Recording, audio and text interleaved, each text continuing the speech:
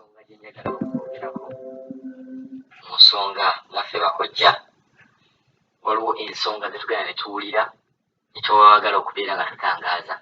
Nasiimye nnyo omuwala oba Kadaama eyavuddeyo n'abeera nga yayogedde ku nkozesa y'ebintu ebimu, nga yayogedde ku nkozesa y'omunnyo, akapapula n'amannya, ate ne wabeerawo ne bakadaama aboogera ku katunguluccumu, omudalasini n'ebintu ebirala. Ebintu bino nja bagamba nti waliwo enkozesa gye babikozesaamu n'obeera nga boosi wo tasobola kubeera ng'akimanya. Njagala muwulirize bulungi ddala bakadaama abali mu biyumba n'abantu abanawuliriza odiyo yange eno. Nawulirako kadaama omu n'agamba nti ofuna omunnyo n'ogusiba mu kaveera, omunnyo nga mutono, n'oguteeka mu nviiri n'oteekako akakaaya. Omulala n'agamba ofuna katunguluccumu n'omusala akapiisi butono n'obuteeka wansi wa piro. Omulala n'agamba okateeka wansi wa sokisi. Omulala n'agamba katunguluccumu omusala n'omuteeka wansi w'ebbeere oba n'omuteeka mu kaleega. Wabeerawo n'omulala yagamba omusala n'obiteeka kumpi n'ebitundu by'ekyama.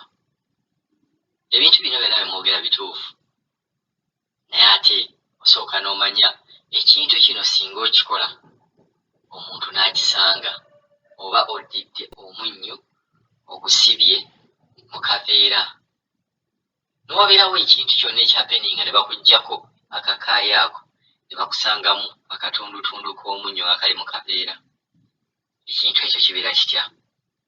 Nziza wano batangaaza mu nkozesa y'ebintu bino ng'osobola okukikozesa ate omuntu n'atategeera. Nange kennyini ayogera nnyinza obutategeera nti ekintu ekyo kikozesezza. Njagala muwulirize era mbeera musobola muwandiike n'okuwandiika. Mirundi mingi bakadaama mufunye obuzibu, naye ng'ate eddagala eriggyawo ebizibu ebyo nga tuyise mu Katonda, kuba Katonda ye kamala byonna, wabula Katonda yatonda ebintu byonna ku nsi okubeera nga bituyamba mu kukola ebintu ebirala. Olina okubeera kati kanjogere ndowooza ku munnyo, kuba omunnyo ogwo bagwogeddeko nnyo. Njagala ofune akawuzi.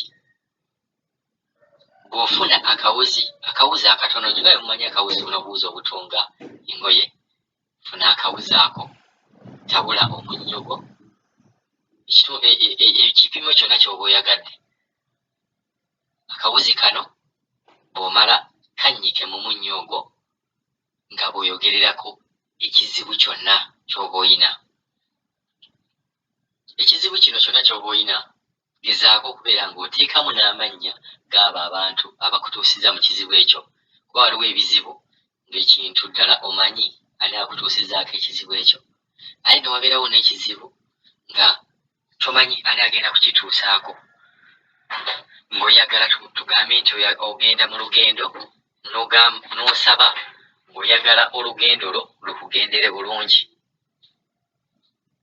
Naye bw'oba omanyi, kati nga bakadaama tugamba nti baboosi baffe tubamanyi amannya, boosi wo waliwo ekizibu ky'olaba nga kigenda okugenda mu maaso n'oyagala okiggyeko, funa akawuzi kayise mu munnyo oba kannyike mu munnyo, naye bw'oba okaggyamu bw'oti tandika okubeera ng'oyogera ag'amannya ga boosi woyo. Katutwale example nti boosi wo ye Ali. Ali ono kwata akawuzi ako, beera ng'okaggyamu ogambe nti Ali emirundi 3, nsaba oleme kubeera ng'ondabira mu ttuluba ly'okugamba nti onjagala. Njagala oleme kubeera ng'ondabira mu ttuluba ly'okugamba nti ndi mukazi wo. Njagala oleme kubeera nga onkwata.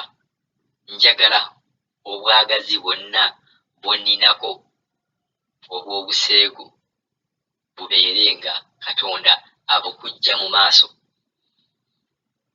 Ddamu era omuyite emirundi 3 amannya ago: Ali, oli musajja mufumbo. Mukazi wo tugambe ye Swabra. Njagala olabe nti mukazi wo Swabra ye mukazi wano mu maka, si nze mukazi wo. Oddemu omuyita amannya nga buli kintu kyonna ky'oyagala aleme kikola, osooka n'oyita amannya ge emirundi 3. Ali, nsaba oleme kubeera nga ojja ku mulyango gwange wadde okujja ekiro okubeera nga onkwata. Bw'omala ekyo oyinza n'okwongerako nti n'abafamire yo bonna nsaba baleme okubeera nga bajja okubeera nga banneegomba oba okunkwata. Bw'omala akawuzi ako ng'omaze okwogera, kafune kateeke mu mutwe, kateeke wonna, kuba akawuzi kye kintu omuntu ky'atasobola kutegeera kiki ekiriko, kiki oba ekirimu oba kategeeza ki. Akawuzi kano kasinga omunnyo gwe mugamba nti oddira omunnyo n'oguteeka mu kaveera, bajja kusanga n'omunnyo ogwo. Ffe nga bakojja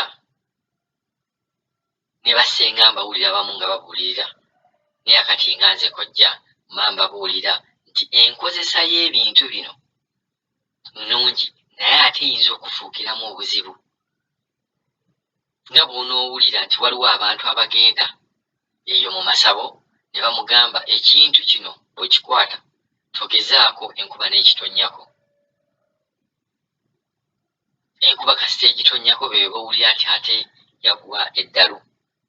Naye mugezengako okubeera nga mukozesa ebintu bino, naye ate bwe mubeera mubikozesa mugezeeko okubeera nga mulaba nti temugwa mu buzibu. Akawuzi ako osobola okukateeka mu mutwe, osobola okukateeka mu kaleega, osobola okukateeka mu kawale k'omunda, osobola okubeera ng'okateeka buli wamu kuba kabeera katono nnyo. Tubasaasira bannaffe abali mu buzibu, era y'ensonga lwaki tuvaayo ne tugamba tusheyalinga ebintu bino ku bwereere, tubannyonnyole ebintu bino biri bitya. Naye ate era omuntu bw'obeera n'ekizibu, nja kubeera nga mbawa enamba zange, omuntu osobola okunkontakitinga n'ombuulira ekizibu ky'olina, ne tulaba engeri gye tubeera tusobola okukwasaganyaamu ekintu ekyo. Era ebintu bino tebiriimu shiriki n'emu oba shaitani n'emu. Omuntu yenna ow'eddiini yenna osobola okikozesa, kuba ffe tetukozesa mayembe, tetukozesa bintu kaŋŋambe nti ebijja ku mulamwa gw'eddiini, era nga tugamba ebintu bino byonna ate abiri waggulu ye Katonda. Naye jjukira Katonda yatonda ebintu bino bye tubasomesa okubeera nga bye bibajja nga asobola okubiyitiramu n'ova mu buzibu. Ngenda kuwa ekyokulabirako. Olwala tukimanyi nti Katonda gy'ali, naye Katonda n'ayitira mu mpeke zino, oba nti omutwe gukuluma n'asobola okukuwonya, naye nga tosobola musaba busabi, omutwe nga gukuluma n'ogamba ogenda kuwona. So kyekino abantu kye batategeera, omunnyo nga guno gitwale ng'empeke ya Panado, nti mpise mu mpeke ya Panado n'enjimira n'empona omutwe. Tujja kuba tweyongera n'emisomo gino. Nja kujja mbannyonnyola ekatungulu kimu n'ebintu ebirala, nja kujjanga kasita Mr. Kadaama TV anampanga omukisa okubeera nga nzija Kadaama TV nga mbannyonnyola n'abannaffe bakadaama n'abantu abalala abakola emirimu gy'ewabweru n'abali e Uganda, musobole okubeera nga mugonza obulamu bwammwe. Nsigadde ndi kojja wammwe wano ku Kadaama TV.